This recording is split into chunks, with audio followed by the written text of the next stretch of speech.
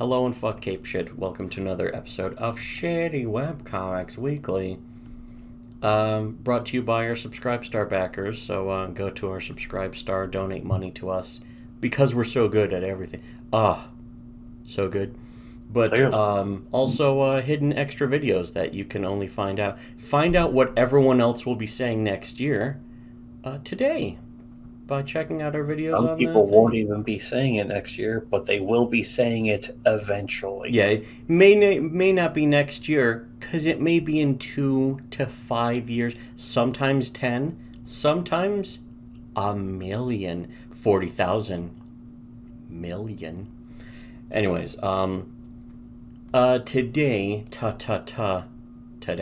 Junior, I went through like some old, like very bizarre archives of the old Shitty Webcomics blog from the Dumbler, where we made it specifically on Tumblr because, as we said, you specifically put it this way: it's a target-rich environment, and it's the perfect place, to troll.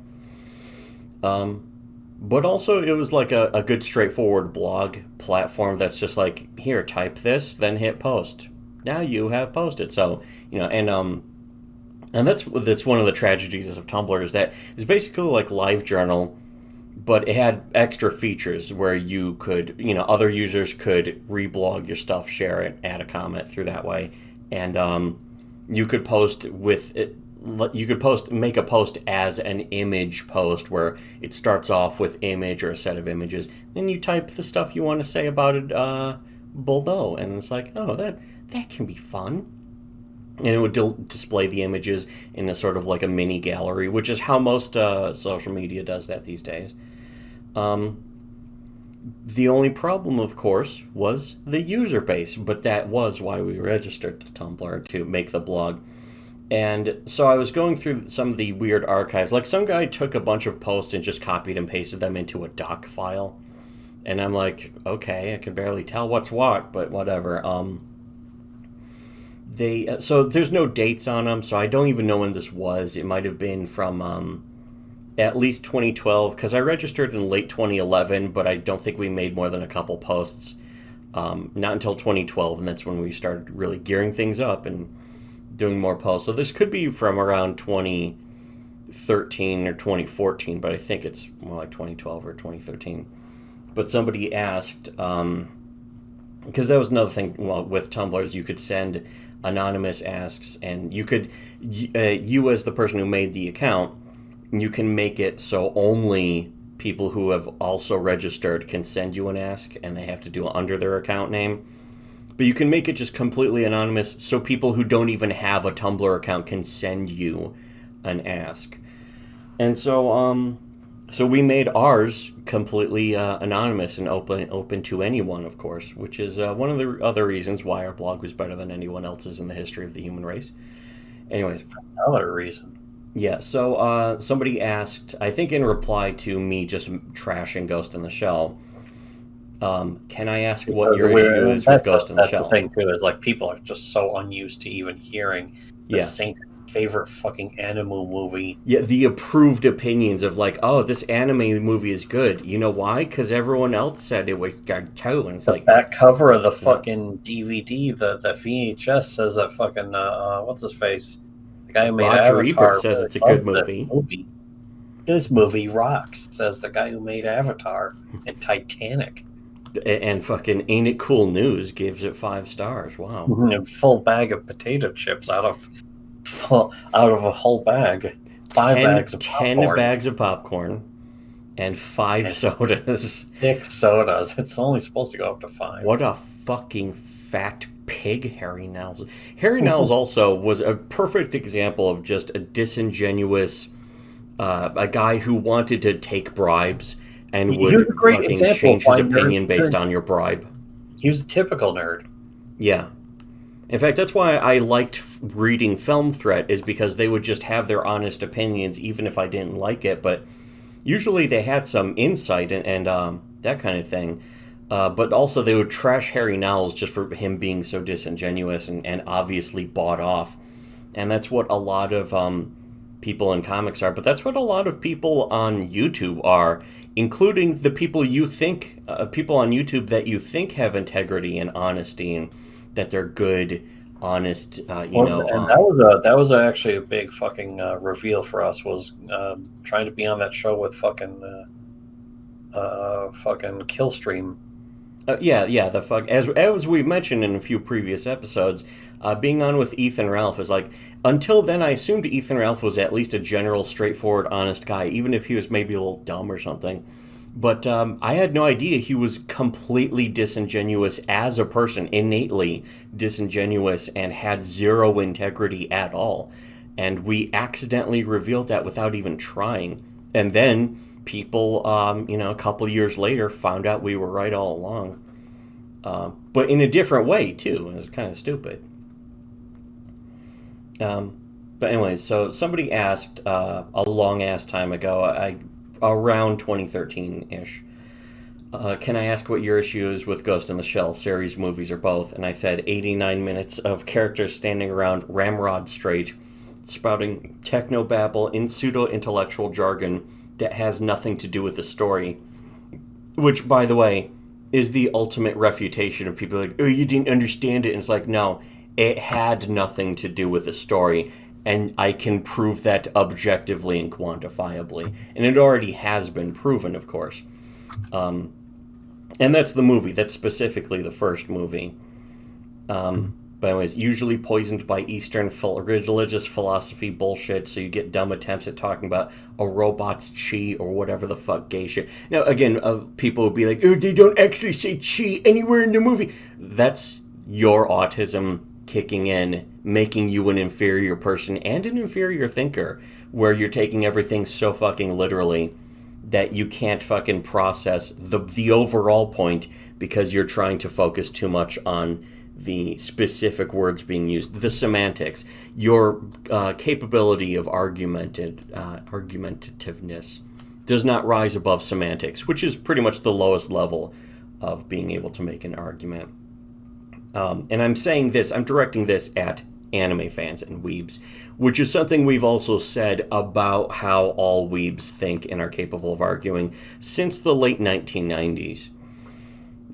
We've pointed that out, is that they always revert to opinion by popularity. Other people agree with me. They would say, they unironically believe other people agree with me, that means you're wrong. That's how the anime fan thinks. That is the scourge of the weeb, and how their mental processing, their simple, low quality, low IQ mental processing functions, always has, though, and it still does to this day. The thing is that even weebs are starting to become aware of that now, but so many of them are still like that, so it's very embarrassing. And it's why they can't tell that stuff like Ghost in the Shell is not actually a good movie on an objective level. Objectively, Ghost in the Shell, the movie, has a bad story, badly told also. But more importantly than badly told, because I'll take a good story badly told, but it's a bad story badly told. Also, as I go on to say, couched by about 30 seconds of nudity and violence. Series and movie both. I watched one episode of the series and it was the same shit. If you say I have to watch more than one episode, you're instantly wrong. And no, you can't step to this shit in the argument. Which is also objective. We can expound on that too, of course, but... It's a great point. It deserves to be repeated. Yeah, the oldest fact about anime and stuff in general is, if you're not good from the beginning, like with video games too, if you put the fun stuff after the 10-hour mark, but especially after the 1-hour mark, then your game is bad, regardless of it getting better. Your thing is bad if you can't make it good right out of the fucking gate, or right out of the bat, if some people might say.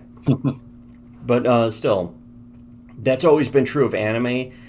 And anime fans. We've been pretty much the sole people capable of realizing it. And now, many years later, people are realizing that we're right, but still to the degree that they can't quite comprehend it. Like, when we point this out, they judge by their emotions. We're judging strictly by pure fucking logic here, which makes people really angry when you just go by completely straightforward facts and reality reality, if you will. But anyways, ending the response is also the Metelko girl isn't hot because she has the personality and emotional expression of tree bark. Her face is always an expressionless mask of dullness. There was another... I remember almost too vividly, is a defense of somebody explaining that the Ghost in the Shell movie and the series was really genius because it has all this incredible genius, fucking elaborate, intricate... It was the early... Not even the early version, but the, completely bog standard weeb argument of it's too deep for you. But if nobody says it's too deep for them, if no one trashes it, you see the anime fans' fucking raw capability to make a point, or rather their failure to, just right out in the open, where they'll just say a bunch of fucking buzzwords and jargon, stuff that they heard from other film critics praising movies. They'll repeat those lines and those words where it doesn't apply, and they'll be like, oh, the intricacies of the delicacies of the storytelling, and it's like, it doesn't have really any of that. It just has stuff that has surface level appeal. It has titties and nudity, and of course, the same guy saying this ended his post, and this was somewhere else, I don't even fucking remember. It was like on the Penny Arcade forums or some shit. But he ended his post with, and then also the Motoko girl is so fucking hot. I want to fuck her so bad. And it's like, that's really the only reason you like the show. And then you just pretend that it has some important detail to it. I remember that specifically for a lot of people for defending anime, but Sailor Moon in particular. Yeah, people. That's the thing. People couldn't just say Sailor Moon's just a funny flight of fancy. It's goofy, and I just like it because it's appealing to look at. No, it had to be important and meaningful when it wasn't. That was the thing, especially for Akira.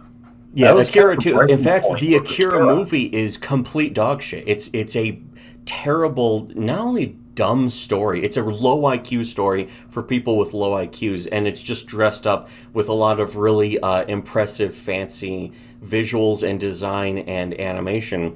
The Akira manga, on the other hand, has the stuff they took out, including stuff that didn't need to be cut, like right from the beginning.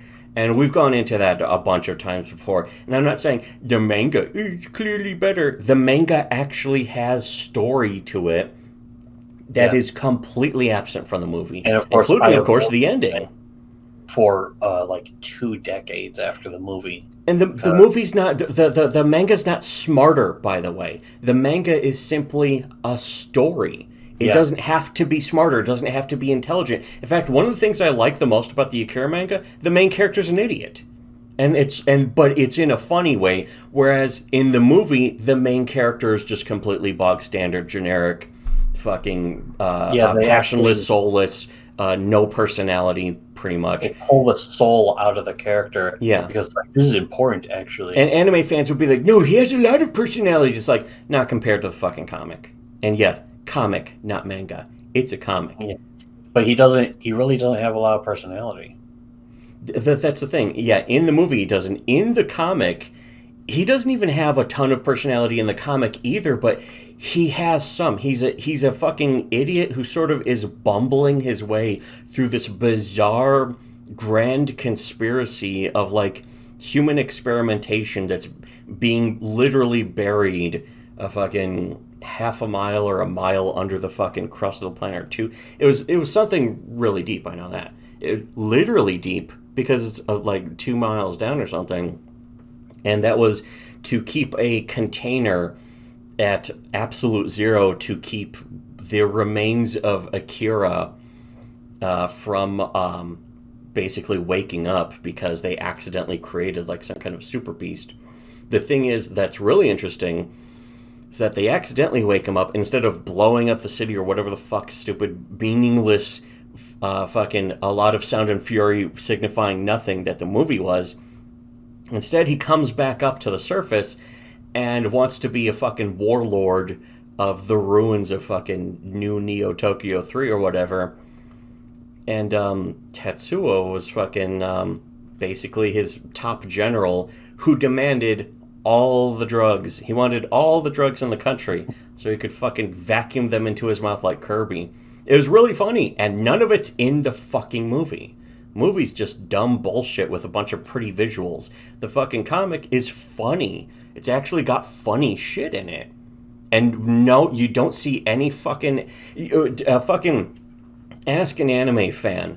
I'll be like, here's why I like Akira, because it's really funny. They'll be like, oh, Akira's got... It's incredible. And it's like, if you're not saying it's funny, it's because you've only watched the gay low IQ movie.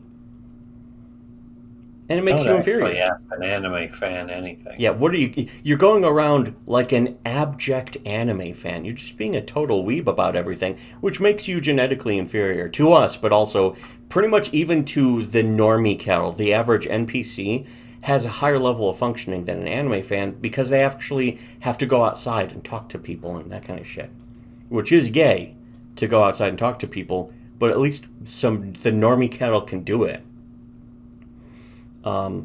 The fucking anime fans basically can barely do it because they're so stupid. Like, if you didn't want to talk to people because you think people are so gay, then it'd be like, okay, hey, at least that's a good reason. But if you're like, my Naruto headband, just fucking Naruto, which is how it's pronounced, by the way. Anyways. Naruto-tarded. Let's get Naruto-tarded in here. Yeah. So anyways, the chick has that emotionless fucking mask of dullness, which, that's the thing. She's not hot because she has no passion. She's just a bland robot in the show. And we get into this in this bigger post. Somebody else asks, do you mind explaining what you found idiotic about Ghost in the Shell and Ep's plot? They were both 5 minutes of story stretched over 90 minutes, a bland, emotionless, unrelatable protagonist going after a villain we have no reason to care about and that has not done anything of significant consequence on screen. Instead, they just stand around in still animated screens with only mouth movements while characters exposit about Section 5 has begun to usurp the Bluebeco conglomerate and other shit that doesn't really have anything to do with That is a big part of plot. it. It's like, the big action scenes are essentially like meaningless. They're things that could have been There's glossed non sequiturs. over. They're completely unrelated, disconnected things of somebody jumps through a window and then somebody gets shot. And it's like, oh, and then back to people standing around talking about something that has nothing to do with that. They chase down a guy and then she kicks him. Yeah, 99% of the Ghost in the Shell movie is tell, don't show, which is the genetically inferior, low IQ version of storytelling. That's what Ghost in the Shell is. It's tell, don't show, and it's dumb. It's for lower IQ people, and lower IQ people get easily impressed by it because, again, it's got the flashy visuals, it's got some titties in it, robo titties, whatever the fuck in it. And that's it. It doesn't really have any story. That's why even the American remake had more story in it, which was sad. But I also did like that fucking Scarlett Johansson did Hulk out her fucking muscles and her titties until she ripped her arms off. I'm glad they kept that part. But they also put in more story. Yeah, actual characterization. And again, when people are like, oh, it's actually, just all they can say is actually, and then act like it's smarter than it is when it's not. An example of a fucking Animu whatever that did it right was Battle Angel Alita. The American remake was also pretty decent. The manga, of course, is better. But the thing is that the reason why is because it just has that story meat. It has a story meat, and it has like actual emotions and fucking character interactions that are interesting. And, they have good moments to them. And the anime they made out of that, I don't know why they didn't make more. But the one anime, it was like sort of like a short movie. It was an OAV or whatever the fuck. That was good too. In fact, I saw that before the comic. Then I went and read the comic. And it's like, it's just satisfying and fun. But it has good emotional moments, but it also knows how to be funny without trying too hard to be funny. It's like it was willing to not get in its own way of fucking get to fucking tell a story. It was willing to get out of its own way to tell a story instead of being like, oh, this is funny and shit. It was just like, here's some, and in a way, it was just simpler and straightforward, which made it smarter than something like the Akira movie or Ghost in the Shell, the movie. And again, this isn't getting into the Ghost in the Shell manga, which I saw a little bit of it, and it was so completely different. I was like, okay, this looks like it's a whole different animal. It looks like it could be a good thing. But, I didn't read much of it. I haven't read the Ghost in the Shell comics. So I don't really know. So I'm not speaking on those. I'm speaking on the movies, which suck.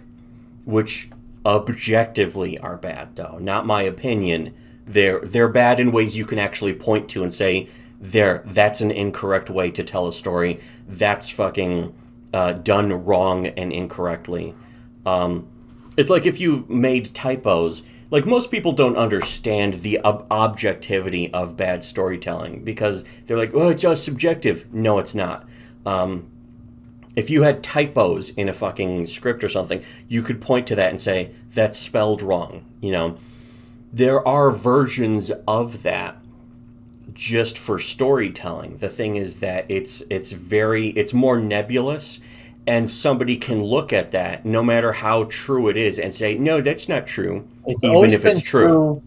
For weeaboos that they will fucking love something even if it sucks. Yeah. Just because there's already memes about that. That one that I used as an edit template where it was like the fucking just after we pointed it out. We were the first to point it out.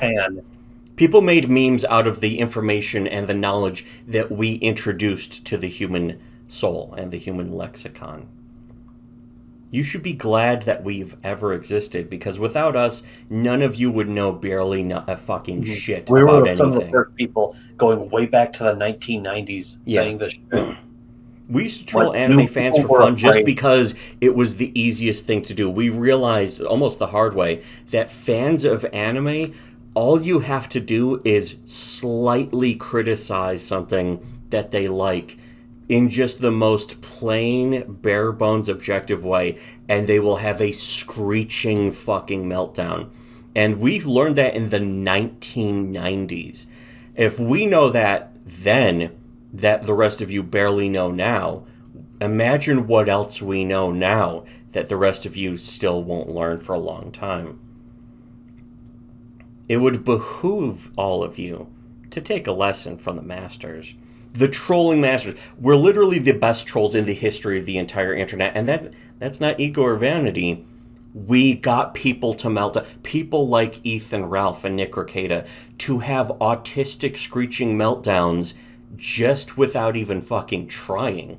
I made a Freddy Got Fingered reference to Nick Rekieta, and he spent days, not just day, but days coping about it on stream while I wasn't even fucking paying attention.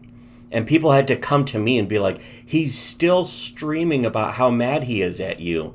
What's wrong with this guy? What nerve how the fuck did you even hit a nerve with him? And it's like, well, it's a little complicated, but basically, it involves how I sort of have the inside scoop on Nick Rekieta being involved in false flagging. Well, that's also, I think, because supporting false flagging, certainly. So completely unused to anyone actually calling him on his shit. Yeah, but that's the thing. In order to be able to do that, to be capable of that, you have to be the best troll in the world. To be able to do that without trying. Like, I could try and get him to probably kill his own wife or something, but I got other stuff to do. Plus, I don't want people to kill their own wives because I trolled them so bad. That's not good. I don't want him I don't want Nick Rekieta to pull a Chris Benoit on his kids just because I made fun of him so brutally that he fucking ruined his own life. I don't want to do that. He might do that anyways, but I mean, I don't want to be responsible for that. I would feel bad. Which I don't know if that's that may be like some kind of morality. I don't know. Maybe it's not for me to judge. Anyways, though, the other stuff we're making fun of. I mean, the whole connection though is, again, we trolled people without even trying, going back to the 90s about anime because anime people are the weakest people. The weakest form of a person is an anime fan. Really, the weakest form of a person is a fan of anything. But anime fans and comic book nerds are the weakest even among fans, though. And we've objectively proven that years ago, but also we continue to prove that objectively, quantifiably, and empirically hundreds of times every second of every day, just by us existing. Just look at the comment section for our past few videos. Look at that one guy who is having a fucking psychotic meltdown beyond his control. He can't stop posting because we've basically ruined his life just with mere criticism. Or even because we supported Common America and he's like, you guys, again, and it's Ethan Van Sciver. We know that because he has the same tells. We're capable of realizing that in ways that most other people can't see. Most other people cannot see the tells of anything for anything ever. We can very easily, and we've actually called it. And people are like, "Wow!" Like years ago, we're like, "Oh, this guy is clearly the same guy," and then somebody dug and actually found out, "Wow, you're right. Actually, was the same guy." And it's like, yeah, we could tell he gives away the same things. It's the same thing over and over again. So yeah, that's what we do, and that's why it's worth it to always make fun of anime fans, because it reveals their weakness as a person, but it also tells the truth. It reveals the truth of the human race, is that anime is never as good as people pretend it is, because they like it for shallow reasons, but they need to pretend. They're the most pretentious people on the face of the earth. They need to pretend that they're liking it for intellectual reasons. They need to pretend that they're smart when they really just want to, like people who like Sailor Moon. It's just like, oh, she has long legs, nice panty flashes, and there's some goofing around in the fucking cartoon or whatever. So I like it, but no, that's not good enough for weebs. It's essentially a fucking intergalactic striptease. Yes.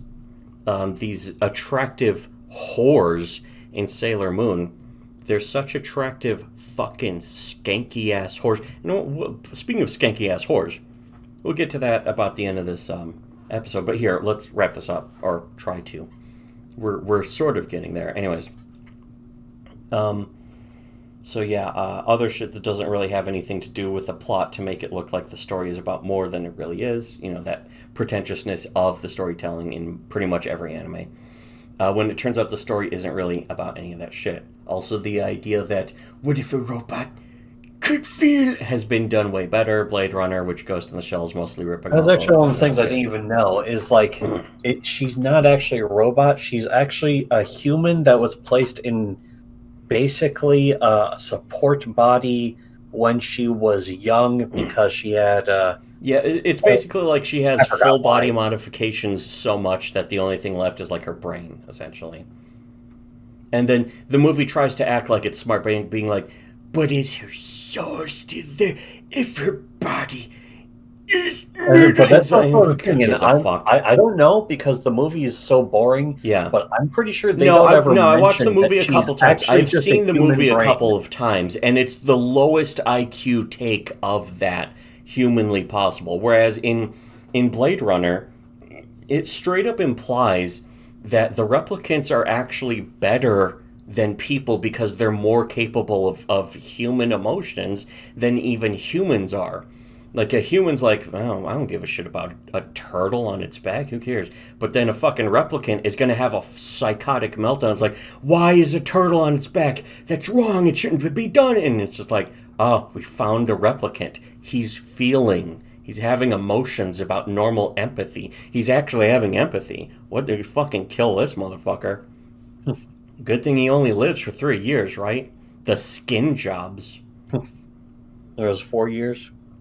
Yeah, about that.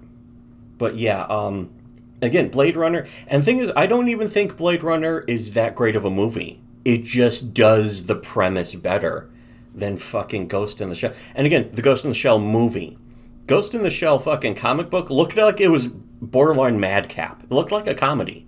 And it looked kind of funny. Yeah, that was basically what little I read of the fucking comic. It basically read like a random mayhem. Yeah, in a fun way, and that was kind of like Masamune Shiro had that element of his fun, but also a huge element of porn. Fucking girls just squirting all of them, squirting, girls pissing themselves with orgasms like a retard. It's pretty hot, I guess. Yeah, and it didn't hold back from any of that in the Yeah, fucking comic. yeah, which is nice. There was a lot of They don't, robo-dykes in the comic. they don't include any of that in the movie. Yeah, It does make me wonder why they bothered to do that. I think it seems like it's supposed to be some kind of trailer or sales pitch for anime in general. mm-hmm. Because It's like, look look at how well important we animate I think this thing. they basically took somebody's IP and were like, we're going to make it important and meaningful. It's going to have dark And they fucking did that with Akira pregnant too. So pauses they also and that ripped kind the of shit. soul out of it. It's So going as to a be result, trying way too hard to be they made dramatic and shit something like that would that. sell to Americans, but they also ruined the original. Yeah, they took the original and just made it dumber. Like, even the Akira movie, which I know was directed by fucking Otomo, was like a dumbed down version of the comic. That the comic was, the comic was still basically smart, but it was also straightforward. It just told a straightforward story It wasn't about, trying to be genius. That yeah, was actually something I ended up being surprised by. I was like, oh, is this secretly genius? And when I finished reading it, it's like, actually, it's not. And I appreciate it more that it isn't. yeah. It was, yeah, the Akira manga was a breezy read. It was easy to fucking just go through. Because there's a lot of big page spreads and shit, and these big wide shots that look really fucking fantastic. Tons of great art, and it wouldn't clog the pages up with tons of dialogue. It would let things sort of breathe. It would let the art breathe, and it made it easier and faster to read, which also really lends to rereadability. I'm tempted to reread fucking the Akira manga because, again, it's like people are like, oh, it's so many pages, it's very long, but really when you read through it, it's fucking, you can breeze through the first volume in like fucking 20 minutes. How many tops. volumes is it? It's like 5 or something. It's like 800 pages. Yeah, I don't know. It's like 800 pages, 3,000 pages. It didn't feel like either of that to me. No. I fucking read through the entire thing. And the same's kind of true of Battle Angel Alita. It fucking breezes through. And again, you can't really get that in an anime. You can really only get that in the manga where it's you sort of setting the pace. But also at the same time, there is an element, people don't understand this, but there's a huge element of the pace being set, the readability, the reading speed being set by how many panels you put on a page and how much dialogue you put in the panels. And that's controlled by the writer entirely. It's controlled by the writer more than it's controlled by the artist. Now, the writer and the artist for Akira, of course, was the same person. And then when it came time to do the movie, it was just like, well, we can't fit this whole story in here, so we'll just do it like this and cut as much as we can and try and keep as much of the action and shit. And then just change the ending into something else that ultimately never happened in the original story, and the original story's not even about. So it's really kind of ridiculous. But it's unintentionally ridiculous and funny. And I think that's where some people sort of don't understand the basis of the popularity of the Akira anime, is that some people liked it just because it's got those visuals, but also because it's got just fucking, it's silly. But without, it's silly with going over the top without trying to be funny. Like the ending of the Akira anime is completely silly, stupid, and pointless. Silly, but unintentionally. It's pointless, proven by the existence of the manga, where that ending doesn't even happen. They just threw in that ending to the anime because they couldn't go to the ending for the fucking manga. They had to have a big climactic event. Yeah. They needed that more than they needed to tell a story. And that's the objective proof that the story in the Akira anime is worse and actually not good on an objective level. Anyways, so as I was pointing out, though, more of the post. This is all the stuff I said referring to the movie anyway. I read a little bit of the comic, and it's a completely different animal because the hot robot Chick Major Makotoko, whatever the fuck her name is, actually has a personality and passion and stuff. Literally just a series of fucking squiggly lines. Yeah, just a bunch of fuck. It sounds like a bunch of kami gobbledygook. Anyways, in the Ghost in the Shell movie, all she does is sit around with no expression, staring at her hand, going, "Could this cold, unfeeling metal learn how to love? Would Allah grant me the chi to share a warm sunset with Yah? Fuck that faggot shit. Anime is stupid. That's old news. Welcome to a revelation I learned in 1996. Time to get with the times." And again, this post is old and basically restating what we just spent the entire video already saying. But anyways, also, more of the post. It's the same shit in the Matrix sequels that was laughably pretentious and boring and blathering, but it had anime tits, so everyone goes, it's genius. Ghost in the Shell had anime tits, so everyone goes, it's so genius. It isn't, and it's not a good movie that's tarnished by an overzealous fan base. It's a shitty movie that's worshipped by teenagers or emotionally stunted man-children. And if you're going to even try to say Ebert gave it a positive review, don't forget Ebert also gave Team America Very Bad Things and Clockwork Orange all angry negative reviews. As far as Ergo Proxy, I watched one episode.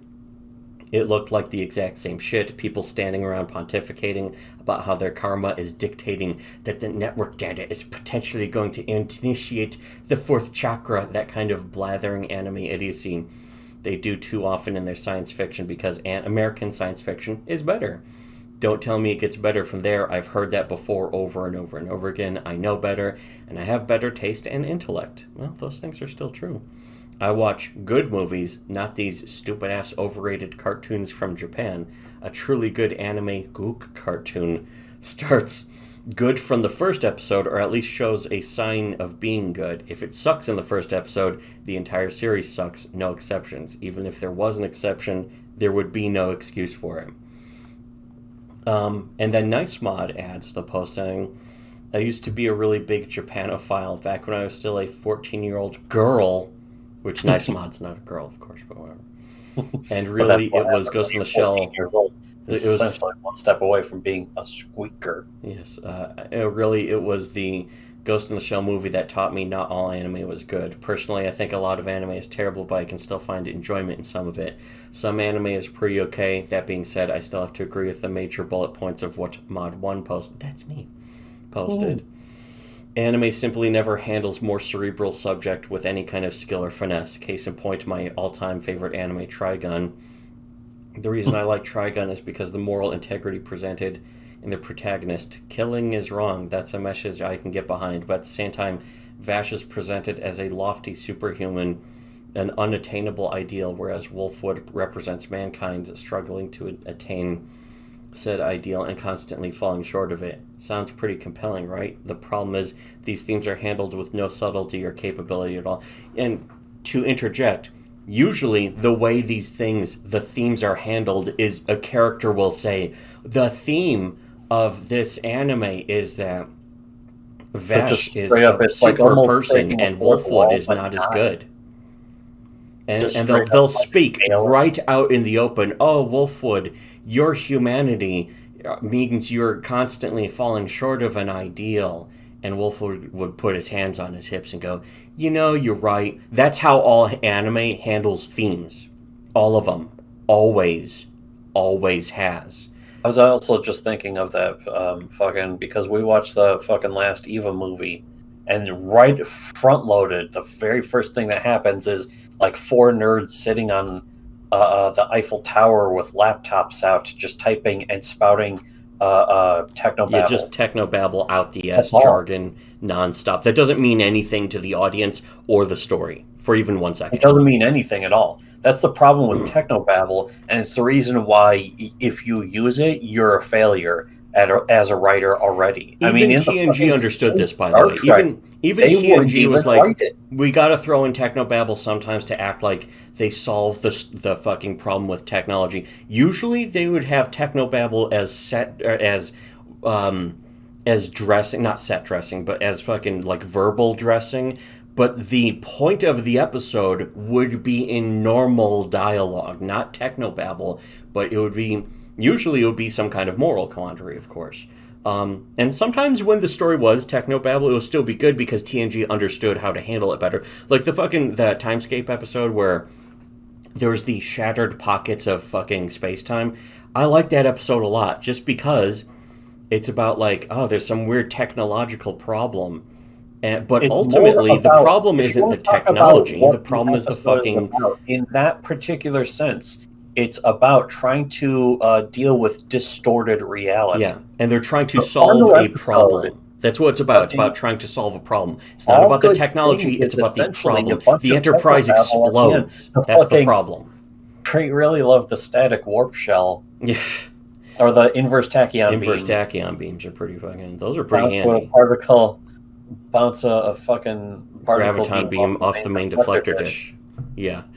But But the again, episode isn't about the inverse yeah, tachyon beam. yeah, exactly. The episode was about Picard traveling to different time periods and trying to figure out why this space anomaly prevents the human race from having ever existed. And And it's he, also along the way, he interacts with seeing his the crewmates. cast. It's seeing our regulars 25 years in the future. Yeah, and it's like, hey, here's a potential future. Here's what they're like. Oh, look, Data has emotions, and he's drinking tea and that kind of stuff, and he's trying to dress all fancy in his smoking jacket or whatever. Picard's working back on the ranch or the vineyard. Yeah, and Geordi shows up, and he has eyes, and he's like, oh, permission to come aboard, and it's like, oh, and Picard's like, well, yeah, I'm old, woo, oh, and he's like, oh, yeah, yes, of course, right, Geordi, and The new Enterprise D.